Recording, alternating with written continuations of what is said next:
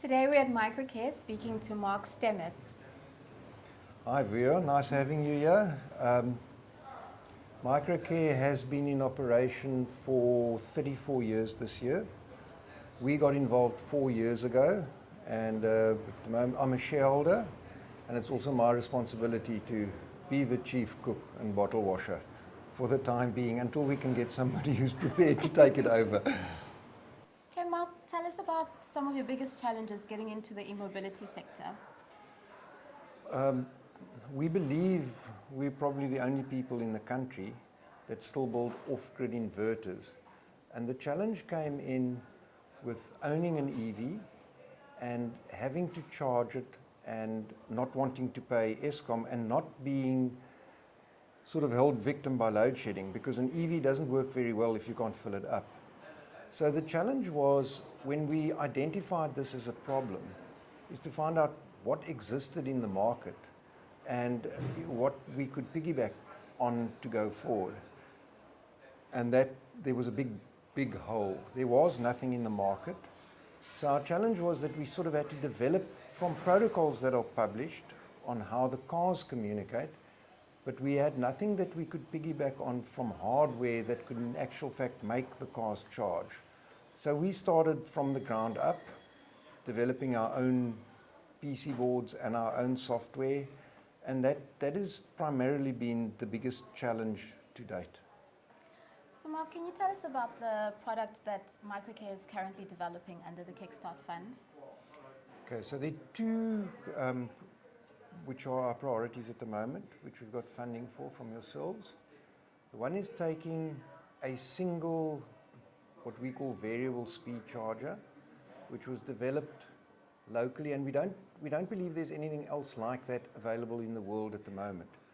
So it's a communication protocol that goes inside our inverter, and it then is set up to never take more current than what is available. So that was a funding window that we completed last year, and then the need, it was very clear that need also for shopping centers, or as we've gone from 16 EVs sold in a year to 900, where we need that as a multi-station product. So where you have 10 stations where cars can go in, but you don't have all the power available at this point in time. What that will do is it will share the available power amongst 10 cars. That led to an even more exciting project. Not only because of load shedding, but because of the cost of batteries, which are coming down substantially, but at the moment a 5 kilowatt battery pack costs you in the region of 20,000 Rand. And an EV generally has a battery pack of about 70 to 80 kilowatt in. So when you do the sum, you'll see it's quite expensive to have an off-grid system where you have to charge the batteries and then discharge into the car. So as you know, uYilo graciously partnered with us and Golden Arrow to develop a truly off-grid system.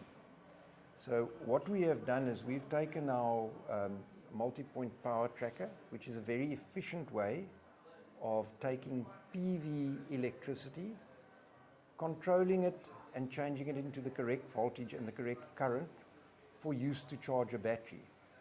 If you're in the middle of the Karoo and you want to already provide a solution for an EV car that stops there, you can have your panels up, you can charge the EV car, and when you are not charging the car, that energy can be used to run your business.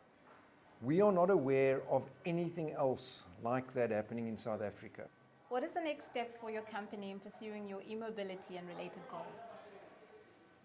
I think our next step is not to run ahead of ourselves and first complete the two projects that we have at hand, complete them successfully. It would really be exciting to probably take the DC off-grid charger and make that a multi-charger as well. But I don't think we want to run ahead of ourselves. I think, the old English adage of the proof of the pudding is in the eating. Let's first successfully hand over these two where you guys have seen there's something credible, because you like our SABS.